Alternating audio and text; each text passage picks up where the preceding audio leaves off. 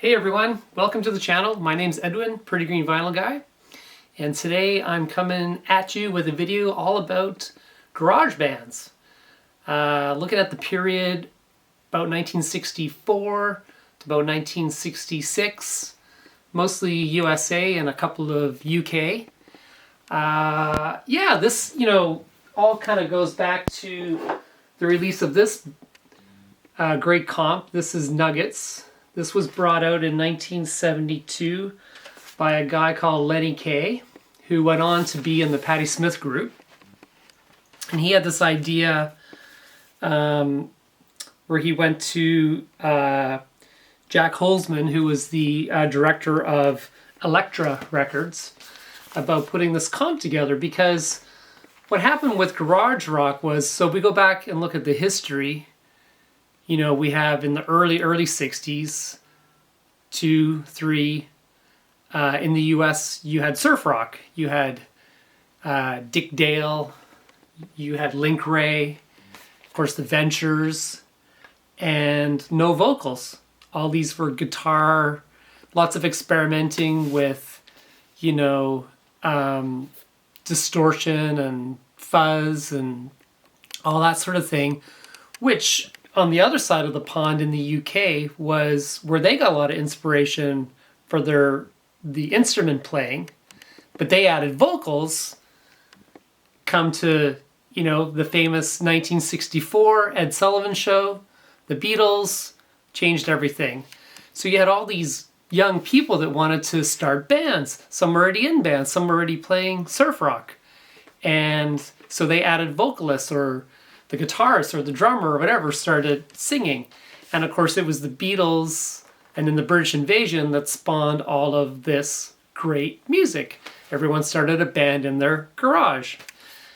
So of course what happened was the Beatles started it and the Beatles ended it. 1967, Sgt. Pepper's, that changed everything. Psychedelia was born, and garage rock, some people made the jump into psych rock, and that was the end of their career. 1972,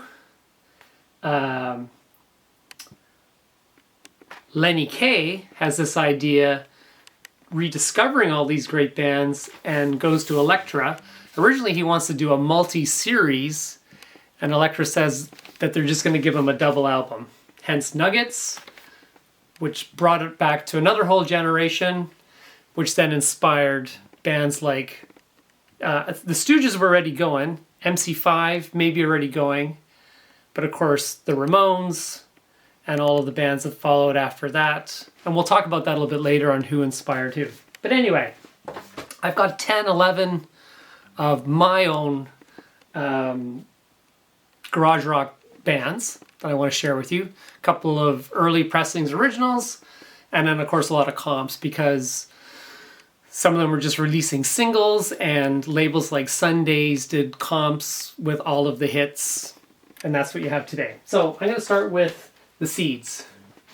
This is an early pressing of their album. This is on Crescendo.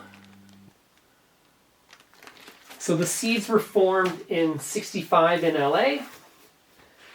These are in no particular order. I was going to try and put them in order, but it's impossible. So I just kind of took time and did some research. So yeah, the Seeds were from 65. They were formed in LA. They had a huge hit in 66 with Pushin' Too Hard. And I got a few notes here. Sky Saxon, he was the lead singer. And they definitely inspired the Ramones, Johnny Thunders, and even Frank Zappa said he was inspired by the Seeds. Definitely what was unique about the Seeds was most of their music was their own their own written material. Because a lot of these bands did covers. So that was one thing the Seeds, Sky Saxon, he wrote Pushin' Too Hard, and most of the other songs on the label. There's a good shot of the guys there and there.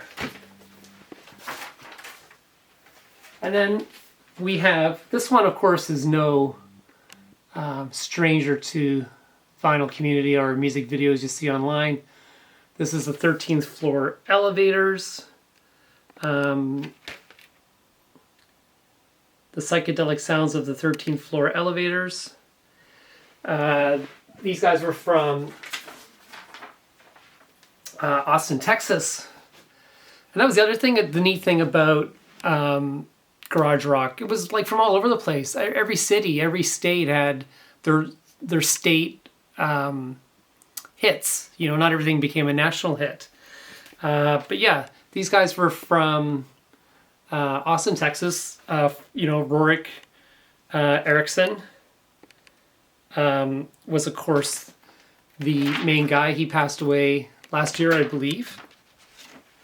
You're Gonna Miss Me, of course, was their big, not going to say hit, but it was a breakthrough single. I think it scratched the top 50 in the USA.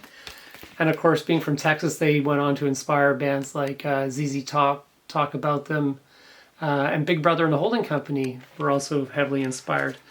This is a mono reissue on the Sundays label. If you go on the Sundays website, they have issued re-releases of most of these albums, and you can pick them up for a pretty good price, and they actually sound very good. Next we have the Electric Prunes. This is a Canadian original on Reprise. Hide my face so it focuses on that. In stereo. The Prunes were from LA. They were formed in '65. They had that fuzz tone guitar sound. And I had a dream. I had too much to dream last night. It's a great cover, eh? It was actually written by Annette Tucker, who was married to the producer David Hassinger. And yeah, they had nothing to do with garage rock. She had this, you know, she wrote songs for all these sort of schmaltzy LA crooners. And what happened was, it was her husband's birthday, and these guys showed up as the band for the birthday party. And Annette thought they were pretty cool, so she had written this song, and they did it as more of a garage rock kind of version. And that's the back cover. And yeah, I really dig the Electric Prunes. This is a good album all the way through. Next we have the Sonics. The Sonics were from the Pacific Northwest, from Tacoma, Washington, just outside of Seattle. They were formed in 1960. So interesting that the Sonics, who a lot of people deem as maybe one of the original garage rock bands, they never made it onto Nuggets, because Nuggets goes from 65 to 68. And the Sonics actually formed in 1960. And they started as a surf rock band. And in 64, so before the Nuggets era, The Witch was released. And that's a very early sound of garage rock. That was kind of one of the first big songs of this sort of genre. And it's actually, The Witch is the biggest selling song to come out of the Pacific Northwest. And the Sonics are, you know, they're deemed as real influencers on the whole punk movement. Yeah, they were a surf band until Jerry Roshi joined in '64. He could sing, and then the surf band became a rock band, if you like, a singing band. So over in England, we had the Beatles with their poppy songs, and then we had other bands following in their idea. We got quite theatrical poppy even with like bands like Freddie and the Dreamers and Hermits, which are not necessarily my favorite kind of 60s bands. And then you had the other side, you had bands like the Kinks, who I didn't want to put into this because the Kinks are kind of their own thing, but they certainly were garage rock in the very first 2-3 albums. And the Kinks were actually inspired by a band I'm going to talk about in a minute, the Kingsmen. We'll come back to that. But other bands in England, one was The Creation. This is called We Are Painter Men. And The Creation were a band from Cheshunt in the UK, which is just outside of London. And they never struck it in England, but they became quite big in Germany, in France, and in Sweden. And, they also were penning their own songs. They had a guy called Eddie Phillips, who was a guitarist writer. He was kind of the leader of the band. And they do a cover of Dylan's Like a Rolling Stone, but other than that, everything on... And this album wasn't released in the UK, but it was released in Germany as this. Cool Jerk is a very, maybe a little R&B influenced, which was big in the UK. But they had another song which closes side 2 called Painter Man, which actually became a disco hit for Boney M. Done completely different, but old Eddie Phillips did all right in the writers, made some money from Boney M. Interesting, Ronnie Wood played in The Creation, and so did Mick Avery, the drummer from the Kinks. So, yeah. This is on Numero, which is a German, you can see Ouch Mono Absindal. I don't speak German. Cool pink vinyl, though. And back in the US, we had a band called The Shadows of Night. They actually started as The Shadows, and then, of course, The Shadows, the guitar, again, surf-driven, guitar-driven band, The Shadows. They added Shadows of Night to change the name, not to be confused. And they had a hit with Gloria, which, again, I could have added Them, Van Morrison's first band, Them, because they were garagey. They definitely R&B influence, but definitely garagey. And, of course, the song Gloria, which Van wrote, became a huge garage rock song. Most bands play Gloria. Now, interesting that Gloria didn't become a hit in the US initially because it was banned on the radio stations. It wasn't getting any airplay. And it was interesting because all the DJs loved the song and they knew it would be a number one, but they were banned from playing it. So the manager of Shadows of the Night, he came up with this idea that the band should cover Gloria, but they got to change the lyric that made the song banned. So if you remember the song that Them sang, that Van Morrison wrote, she comes to my room, she makes me feel all right. That's why the song was banned. So when you listen to Gloria by Shadows of the Night, they changed it to She Called Out My Name, that made me feel all right. And that's how they got on the radio, and that's how Gloria became a top hit. I thought that was a really interesting story. Now, back to the UK, one of my favorite bands from this whole era, who never got the acknowledgement that the Beatles, the Who, the Stones, the Kinks, the Faces, whoever you can go on did, and that's these guys. This is the Trogs. Now, collectors know about the Trogs because Trogs records are hard to find. And of course, we all know Wild Thing, which a lot of people consider to be the quintessential garage rock anthem. But the Troggs had a lot of great songs. And Reginald Presley, who was the singer, leader of the band, he did okay too. He had a great run of hits again in the UK. I don't think beyond Wild Thing anything hit Canada and the USA.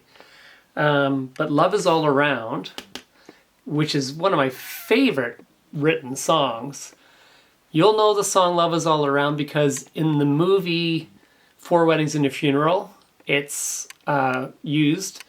And in the movie, the Christmas movie, I Can Feel It in My Fingers, I Can Feel It in My Toes, Bill Nighy, where he plays the, Love Actually, when he plays the aging rock star who has a Christmas comeback. The song is basically Love Is All Around, just rewritten a little bit for Christmas. And then two other big hits that Reg wrote was With a Girl Like You, ba ba ba ba ba, and I Can't Control Myself, which became a heavily played punk song in the future. The Buzzcocks covered this song, I Can't Control Myself. And interestingly, this song right here, that shows up on every garage rock set list, Louie Louie, which we're going to talk about in a minute. Here we have the Blue Magoos. They were from the Bronx. And they were formed in '66. This is their Mercury Records singles. So I don't think they had albums. I think the Blue Magoos just had singles. I like how they do this. You get the A and the B side, the A and the B side all the way through. Tobacco Road was, of course, and We Ain't Got Nothing Yet was their biggest hit. I think that charted number 5. So the Blue Magoos were one of the garage rock bands that really did well as far as getting on the singles charts. And then, yeah, we have the Kingsmen. The Kingsmen are from Portland. This is just a best of. Again, hard to find from record collectors, but the best of is good for now. Louie Louie. Louie Louie. Again, these guys were like a instrumental guitar surf rock band from the Pacific Northwest. I should also mention that Pacific Northwest, with the Sonics, with the Kingsmen, with Paul Revere and the Raiders, and many others, was a real cornerstone for the garage rock movement. Became very strong. And that even trickled into Vancouver in Canada. And then the Canadian scene was another big area. I could do a whole video on Canadian garage rock. I just don't know enough about it. But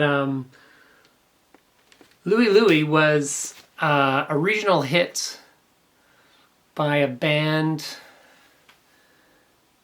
I didn't write it down, but I know it was a very heavy saxophone doo-wop kind of flavor. And the guy that managed the Kingsmen, he noticed that when they were in these bars and roller skating rinks, bowling alleys, where they would hold these dances, that when Louie Louie came on the jukebox by this original band that played it, everyone got up and danced. So he talked the band into covering it. So he got Jake Eli, he was the guitarist, and Lynn Easton, he was the drummer. They were the two core members of the Kingsmen. He talked them into, they rented a studio, cost $50, which they all split between them. They had an hour, and they did a live cut of Louie Louie.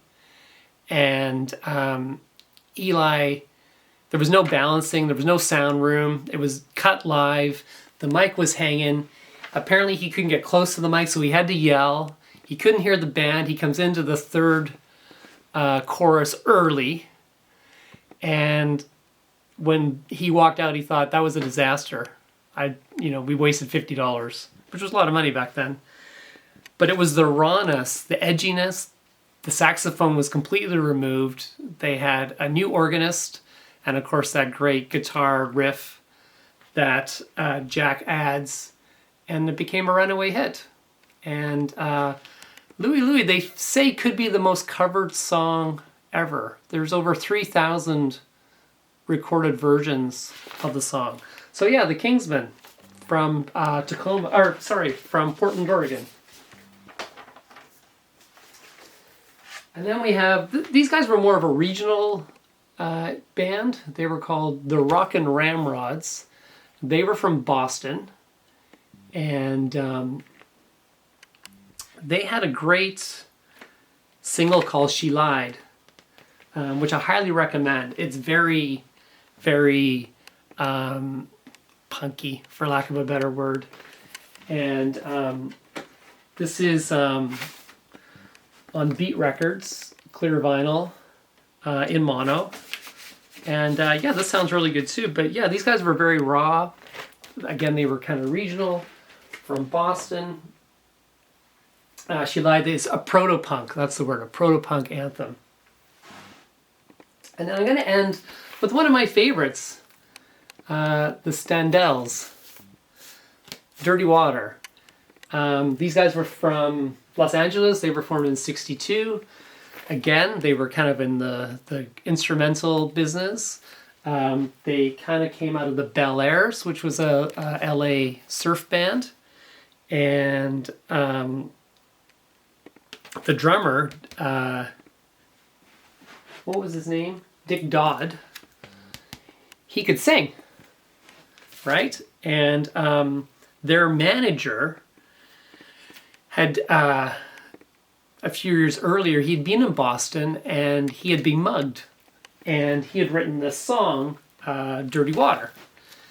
And the song was in two parts. It was about him being mugged down by the river where the muggers, the thieves, live or work. I forgot what the line is exactly. Is in the first part of the song, and then the second half of the song is about what was happening in Boston with the Boston Strangler, where the girls had to be home by midnight because they didn't want they got all the young women into the college dorms early. They had to be home early because of the Boston Strangler.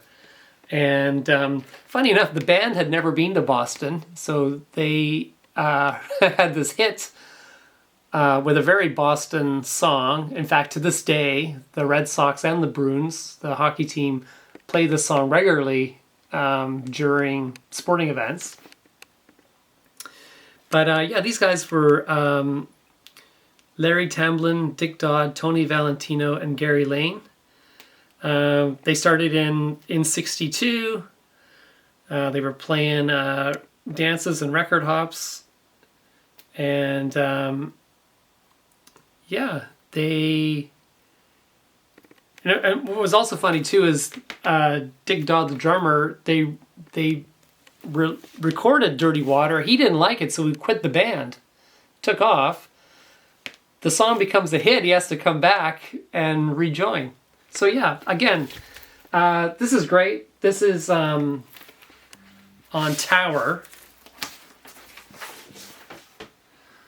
On a nice... yeah, so these reissues are good. Sundazed, Tower are both good places to go.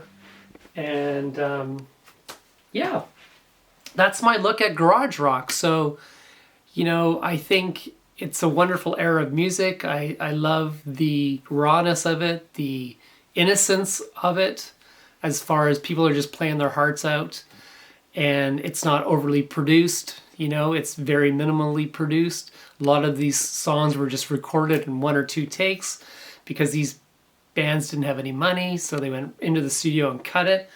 And yeah, obviously that did inspire you know, punk rock. It's interesting that they figured that, I'm not sure which band it was. It might have been the Sonics, but a journalist used the word punk 66, 67 in an article. And Lenny Kane, on the liner notes of Nuggets, about halfway down, the name has been officially coined for them, punk rock. So this was in 72. So this is long before punk rock started. So the term was being widely used, maybe just not defined as to the, you know, what it turned out to become. So anyway, I hope you enjoyed that. I enjoyed doing that. I enjoyed doing the research. And yeah, thanks for joining me. Have a great day. Stay safe, everybody. Bye now.